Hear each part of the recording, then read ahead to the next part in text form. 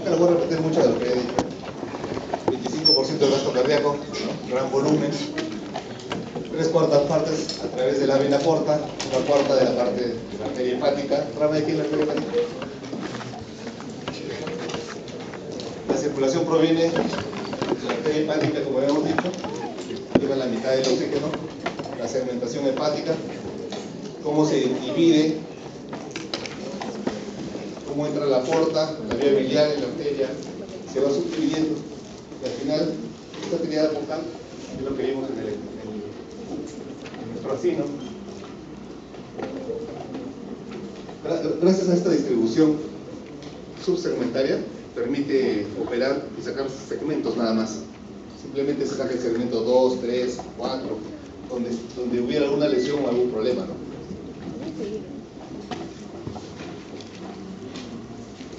Muchos dicen que hay más de 4.000 funciones entre todas las bioquímicas, que es la mayor parte de las funciones hepáticas, ¿no?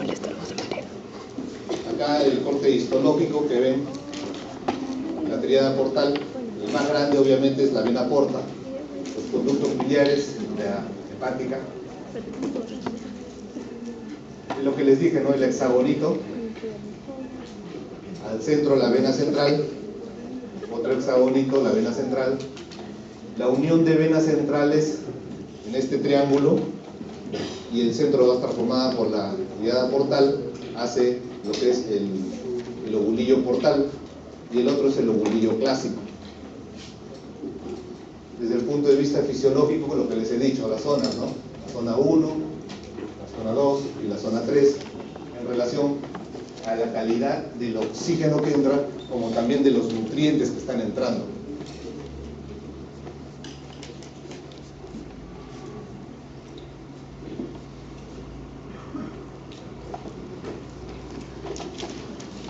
Esto es lo mismo, pero esquemáticamente, ¿no? Lobulillo portal, asino portal, lobulillo clásico.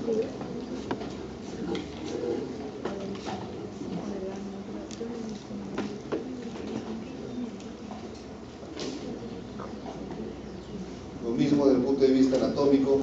Al final, vean cómo se va hacia arriba, hacia las venas centrolobuliares, acá abajo.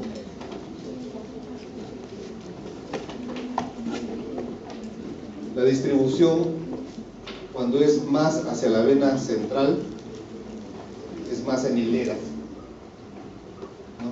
Mientras cuando es más hacia la vena, hacia la triada portal, es más trabecular. Es decir, hay más, si ustedes notan, hay más células hepáticas acá que las que están acá, ¿no?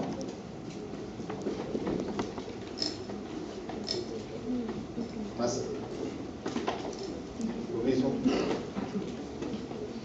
Aquí vemos la formación del área 1, el área 3 y del medio la comodín, que es el área 2.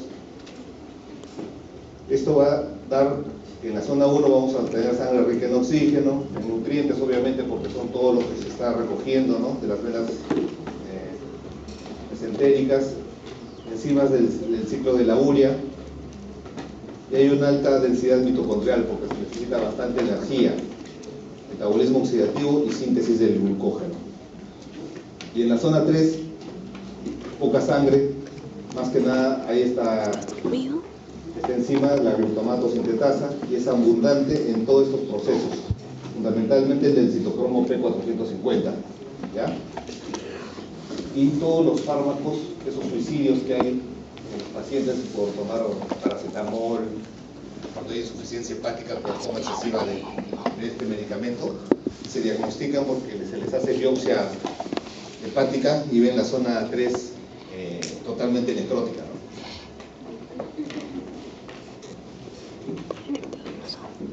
La zona 2 intermedia estas, ¿no? Acá vemos nuestro hepatocito que les estaba diciendo, ¿no?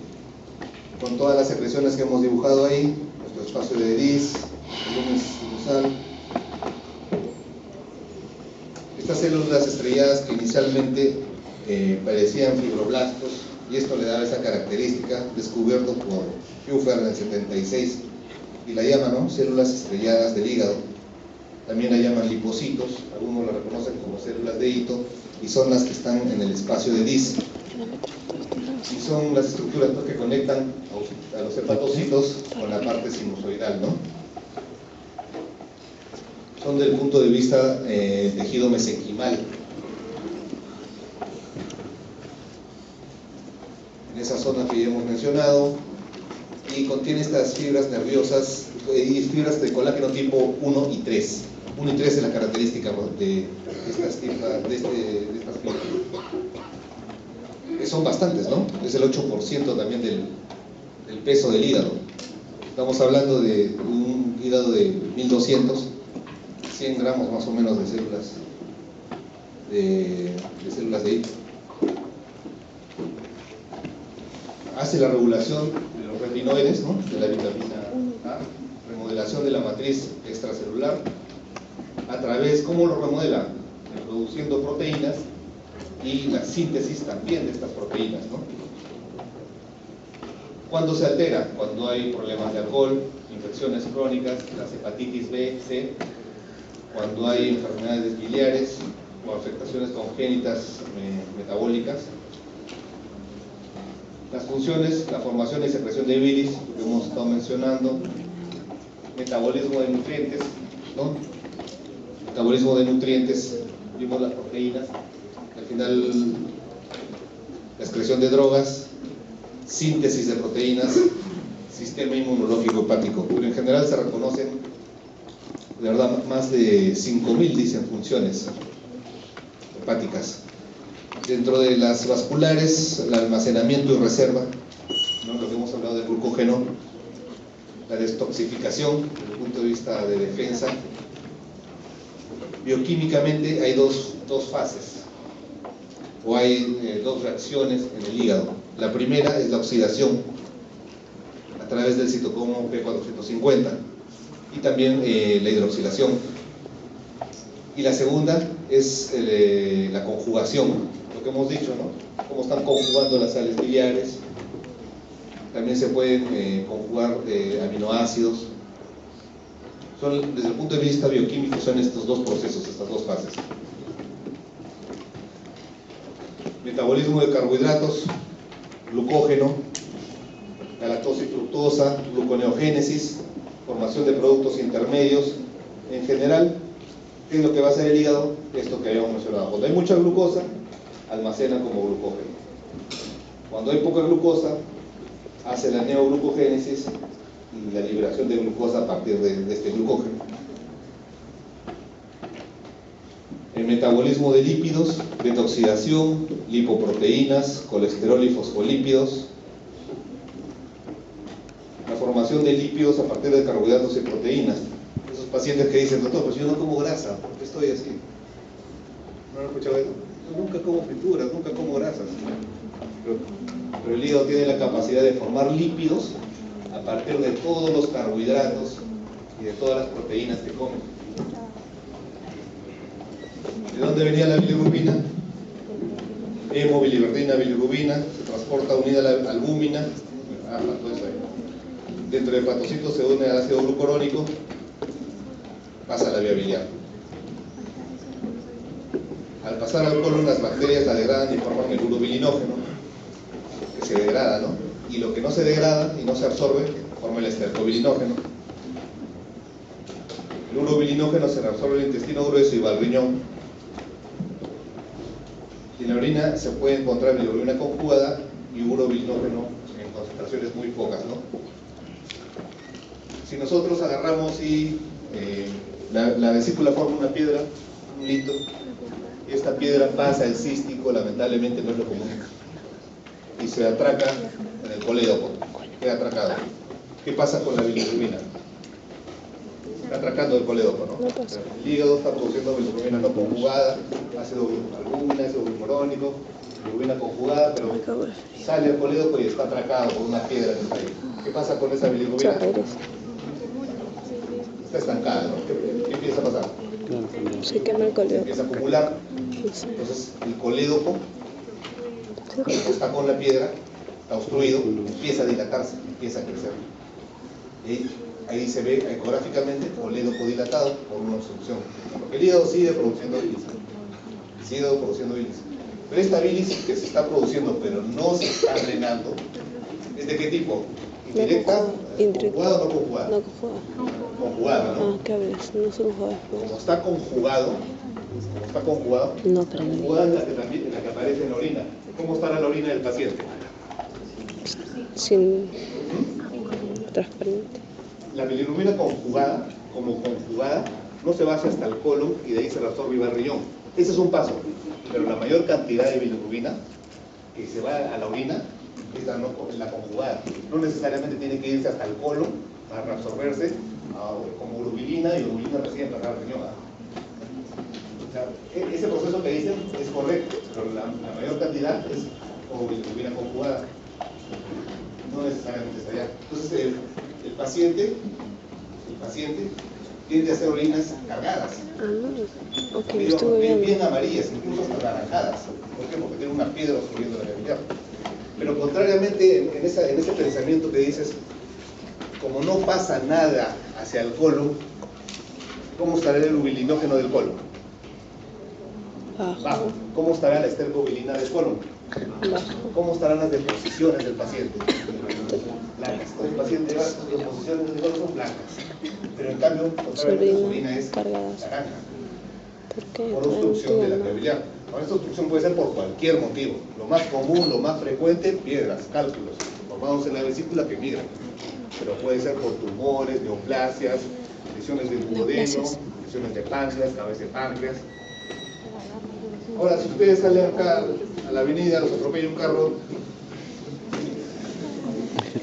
hay una destrucción masiva celular, destrucción masiva de glóbulos rojos. ¿Qué se eleva? ¿La conjugada, la no conjugada? No sé. No entiendo eso. ¿Cuál bilirrubina se eleva? Entiendo conjugada, no conjugada. ¿La? Sí, la bilirrubina no conjugada se eleva, ¿ya? Pero el hígado sigue funcionando, sigue su actividad, simplemente hay mucho aporte. Hay demasiado aporte, pero el hígado sigue funcionando y sigue produciendo bilirrubina conjugada. Y si hay un daño en el hígado, hay un tumor, nos salieron a la pista, no hay necrosis como hemos mencionado, ¿no? Pero sí hay insuficiencias hepáticas debido a cirrosis, ¿no? Se han vuelto... ¿Ustedes tienen vacuna para hepatitis? ¿Todos tienen? Sí. Hepatitis B, ¿no? Porque ahora que pasa en la clínica, la posibilidad de que se contagien de estudiante es bien alta. Esos que se indican, que hacen la enfermedad de hepatitis B, hay un porcentaje que va a ser una hepatitis crónicamente activa, que va a llegar a ser una cirrosis con los años, si es que no tiene tratamiento, es que puede llegar a ser un cáncer de hígado, un hepatocarcinoma en base de un hígado cirrótico, hablando de la B, ¿no? Para la C, ¿hay tratamiento? ¿O hay, mejor dicho, vacuna? La idea es que si ustedes están pasando a clínica, necesariamente deben tener su dosis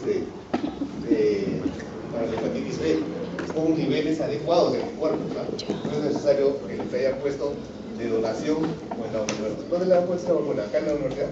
No, del colegio. También pues, Lo que pasa es que si ustedes llegan con los años, que es frecuente en la parte médica, en la parte asistencial médica, ustedes pregunten, en cada hospital, en cada servicio, siempre hay alguien, alguna enfermera, técnica, hasta médico, a veces cirujanos que tienen este problema, se hincan y le restan importancia, ¿no? No pasa nada. De acá a un tiempo hacen un proceso gripal, que es una gripe.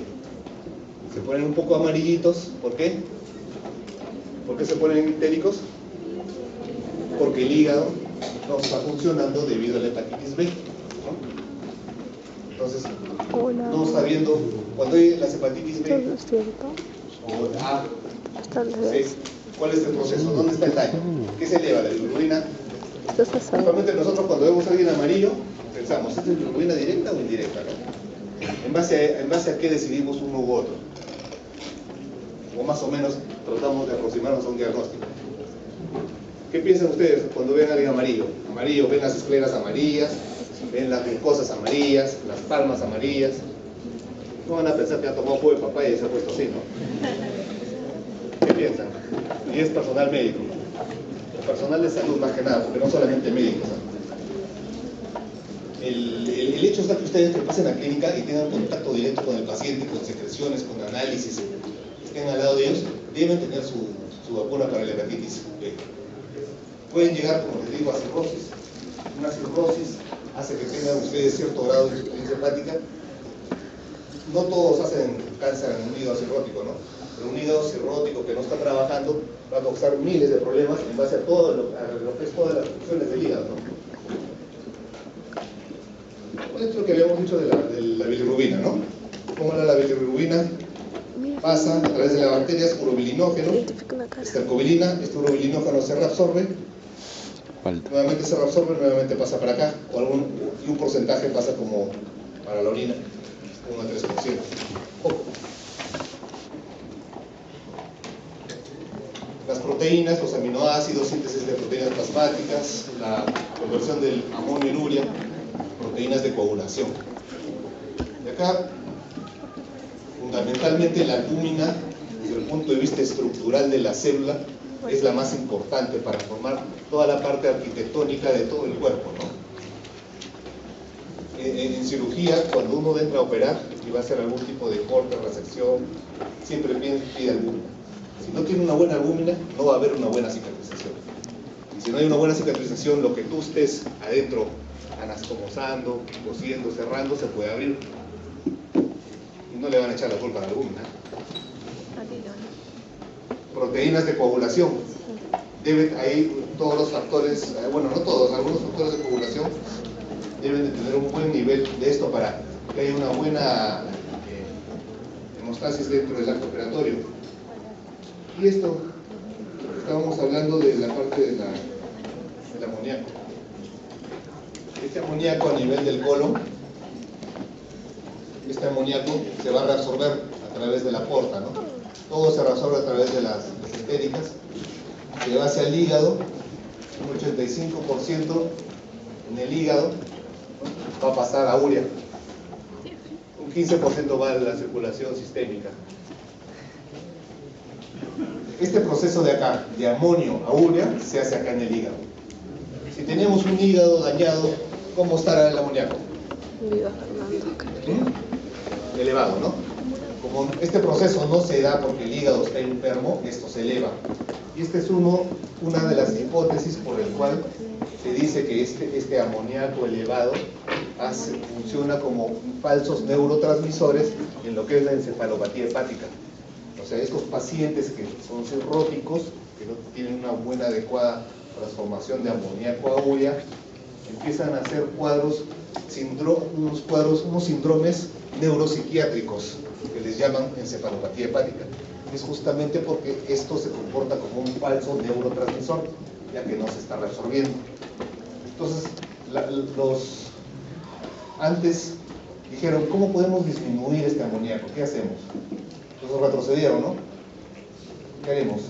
Podemos de repente desviar la sangre que va por la porta, la desviamos. Ya no la llevamos al hígado, sino la desviamos de frente. Pero al final pasa igual por el cerebro, ¿no? Entonces no se podía. Dijeron acá, a nivel de la urea, amoníaco acá en el colon. ¿Por qué pasa de urea a amoníaco? Porque acá hay bacterias. Entonces a estos pacientes cirróticos les dan antibióticos para matarle estas bacterias. Y al matarle estas bacterias que hacen este paso, disminuye la cantidad de amoníaco. Un factor, siempre que vean un cirrótico van a ver que está tomando antibióticos. Es justamente para matar estas bacterias de acá y disminuir el proceso de urea amoníaco a nivel colónico. Y con ende, disminución de esto de acá. ¿No?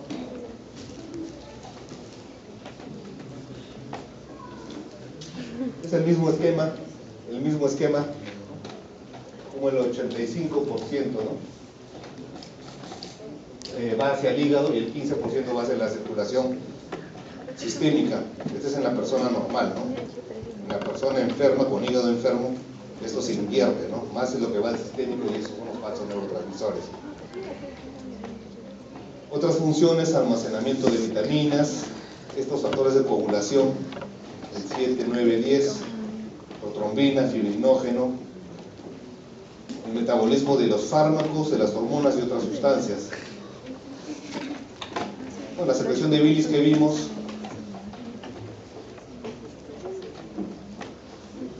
son estigmas hepáticos, es la región infraclavicular izquierdo. ¿Ven esa arañita de vasitos que está acá?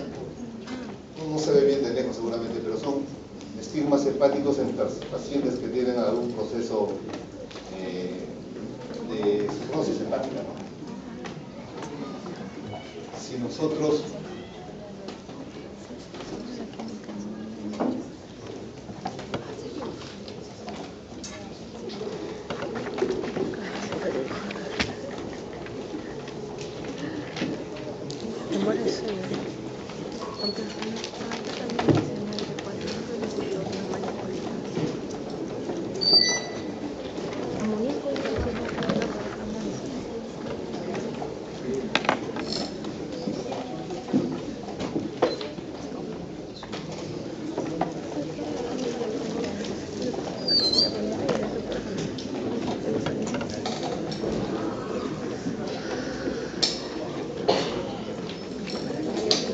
¿quién forma la vena porta?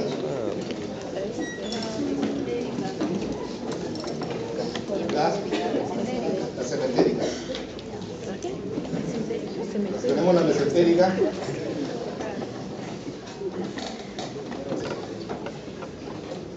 Vamos a tener nuestro vaso con su vena esplénica. La vena esplénica se va a unir a la mesentérica inferior. Y acá se une a la mesentérica superior. Esto recoge la sangre del colon izquierdo y la superior, del colon derecho y del duodeno, yeyuno, riño, estómago, parte hasta el esófago. Entonces, ¿cuál es la más importante? Esta vena porta que está entrando al hígado, está entrando por detrás de la cabeza del páncreas. El páncreas está acá.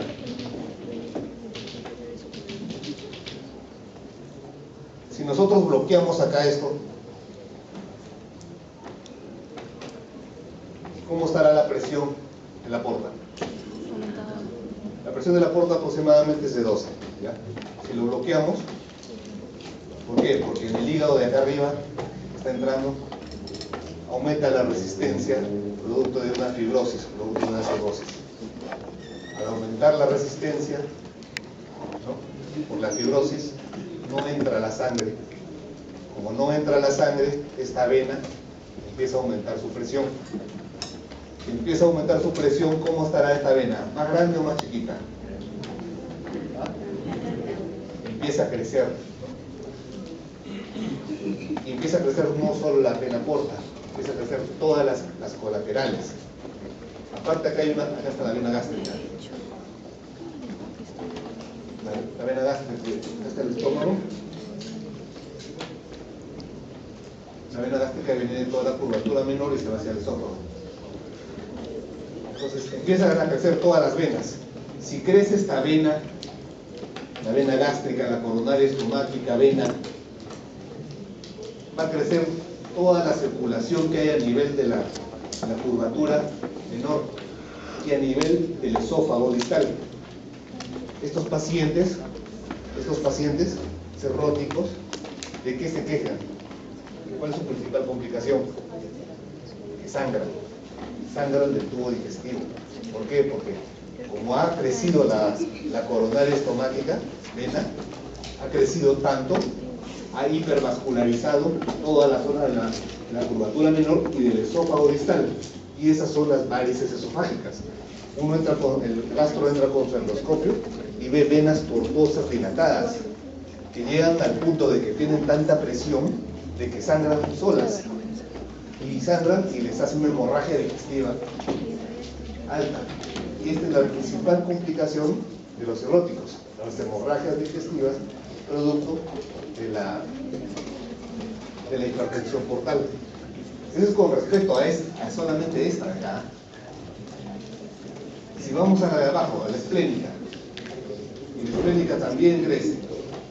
Si crece la esplénica, ¿qué pasará con el vaso? ¿Ah? ¿Qué pasa? Así es, también crece el vaso. Se vuelve un vasazo. ¿Ya? Se vuelve un vaso. Pocas veces he visto que se rompa, pero es una posibilidad también. Se vuelven tan grandes, en una esplenomegalia, puede pasar eso. Acá hay colaterales que van hacia la umbilical, lo que les dije, ¿no? Al principio, la medusa. Si crece esta esplénica, también va a crecer la mesentérica inferior. Y la mesentérica inferior, ¿hacia dónde va? Sigue bajando todo el colon del lado izquierdo, ¿no? Ahora podemos darle todo el colon del lado izquierdo, sigan bajando, sigmoides, siguen bajando, las hemorroidales. Así es, van hasta las hemorroidales. Entonces, ¿el paciente de qué se queja? De un momento a otro le aparecen hemorroides y empiezan a sacar de las hemorroides. Obviamente la presión hemorroidal acá es muy diferente a la del esófago, ¿no? Simplemente por distancias. Pero también le aparecen hemorroides. A nivel de la mesentérica superior, ¿qué aparece? Aparecen, químicamente ya no aparecen, por eso no aparecen muchas cosas, pero a nivel de la cabeza del páncreas, de la unión pancreático duodenal, múltiples colaterales, múltiples vasitos. Un montón de vasitos que clínicamente no se puede manifestar. Clínicamente son, lo que le hemos dicho, las hemorroides, las varices esofágicas, lo de medusa del ombligo, el vaso grande. Si el hígado está cirrótico, ¿cómo estará su función? Tiene poca función, ¿no? Porque no hay paso, no está cirrótico, no hace sus funciones. Entonces el hígado será chiquito, será grande. Es un hígado chiquito. O sea, hígado chiquito, vaso grande, con colaterales. A esto después vamos a ver que se puede asociar con otras cosas como ascitis, líquido a nivel abdominal. Entonces muchos dijeron, ¿y cómo podemos solucionar esto, no? ¿Cómo podemos disminuir la presión acá, para que no haya estas varices? Unos dijeron, ya, vamos a cortar acá, y esto, ya esta sangre, la característica de toda esta sangre es que toda esta sangre pasa por el hígado, y de ahí se va al corazón, ¿no? La circulación porta, como el aporte coeficiente, igualito. ¿Cuál es el otro camino de llegar al corazón? El otro camino para llegar al corazón este es a través de la aurícula, ¿no? De las venas suprahepáticas, el hígado. El otro camino es a través de la... ¿Ah? Así es, de la cava. Ese es el camino central, ¿no? Entonces dijeron, vamos a... Esto de acá ya no va a ir al hígado. Vamos a cortarlo y a anastomosarlo de frente a la cava. Para que a la cava se saltea el hígado, va de frente a la cava inferior. Y ya no pasa por acá, entonces ya disminuye la presión. Claro, disminuyó la presión, disminuyó el sangrado, pero todas las sustancias como el amoníaco que habíamos visto empezó a dar mayor encefalopatía. No sangraban, pero estaban más encefalopáticos que... Entonces dijeron, ya, no hay que hacerlo acá, sino hay que hacerlo un poquito más arriba, y lo hacen acá. Lo hacen a nivel del vaso. Todo por tratar de disminuir un poco la presión para que no haya tanta presión y no haya sangrado acá. Hablar de circulación portal es hablar de anatomía. Por eso me gusta hablar de anatomía de eso de acá. Y ver las presiones de acá y qué le causa la hipertensión. En este caso, la hipertensión, lo más común, lo más frecuente es cirrosis, fibrosis. Pero puede haber trombosis de Busch-Chiari, parasitosis a nivel de la aorta, malformaciones a nivel de la aorta.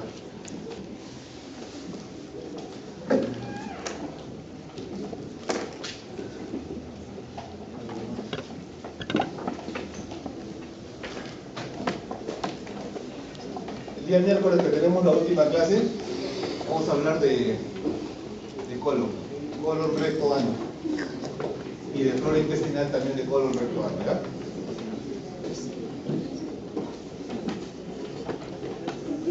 ¿Qué droga? ¿Ya terminó?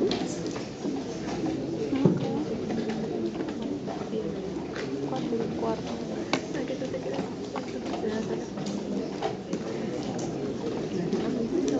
Mientras no está haciendo nada, cacho.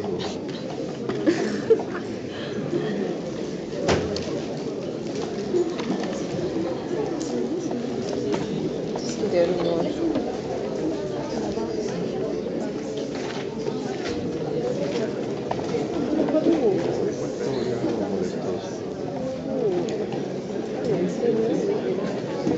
Bueno chicos, ahí nos quedamos ya. Reclamen esta computadora, pues no.